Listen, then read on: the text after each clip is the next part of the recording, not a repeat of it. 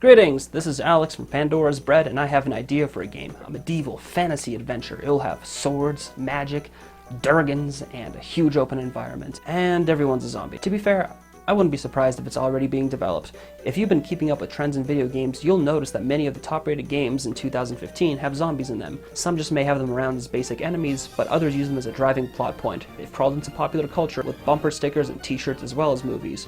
Of course, zombies have been around for a long time. The thriller music video and 80s B-movie culture has been around since, well, the 80s. Today I want to present a few theories as to why I think the world is obsessed with zombies. I'll focus on video games, but these could apply to movies as well as shows. Keep in mind, these aren't popular theories, but ones that I've considered and talked over with a few friends. Let's begin. Walking Dead theory. Walking Dead, for some of you that live in boxes or don't ever go on the internet, how are you watching this video? Is a show that uses an apocalyptic zombie scenario as its plot, even though in the later seasons it focuses on the interactions between humans in an apocalyptic scenario. But the first season's all about zombies! The first episode aired in October of 2010, and the first season ended in December of 2010. The show itself did not gather much of an audience during the first season, but the time the second season came out, it already had a large internet following. On top of that, the Walking Dead comic has been running since 2003, and this has a fan base of its own. This is crucial because if you look at the list of zombie video games, you'll see a huge amount of games coming out after 2010. Side note, you'll see a lot of games before 2010 that deal with zombies, but most of the games can be excluded because they aren't using zombies in a grim, real sense, such as The Walking Dead does.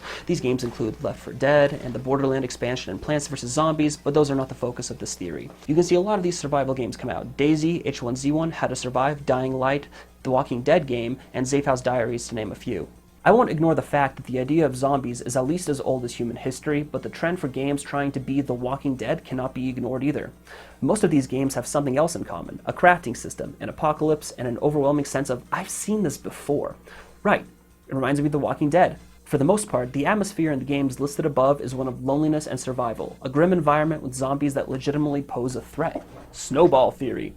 As video game creation technology is becoming more accessible, it becomes harder for indie developers to become noticed in the giant melting pot of, well, mainly knockoff Minecraft clones and nostalgia grabbers.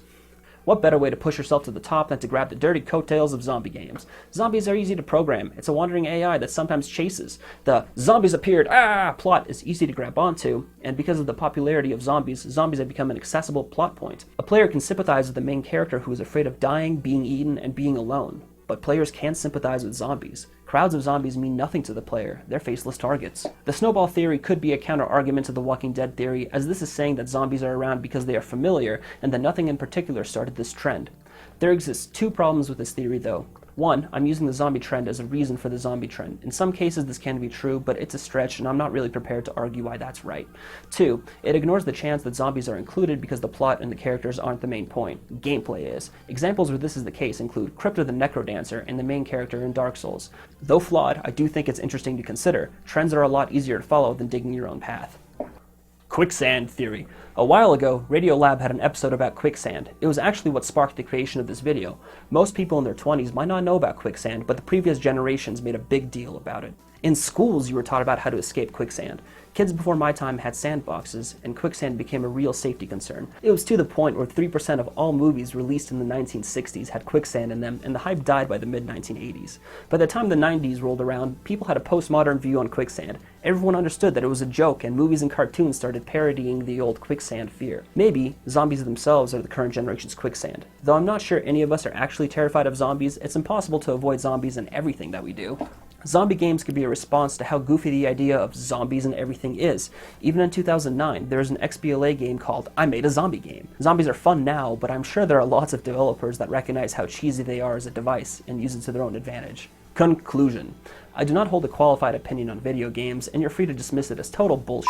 This video was originally going to include open-world survival simulators in general, but I decided to focus on zombies since there's lots to be said about the trend. I could really be a crotchety old man who's too strict about his games, and I need to relax and enjoy games as they are. I'm not dismissing the amount of work that the developers put in their art, though. The zombie trend does concern me about the future of games. The originality in the craft, particularly for indie devs, may be fading. When zombie games get the spotlight, it shows the younger developers and larger ones that this is what people like. It shows the movie industry that we want to see more zombie movies.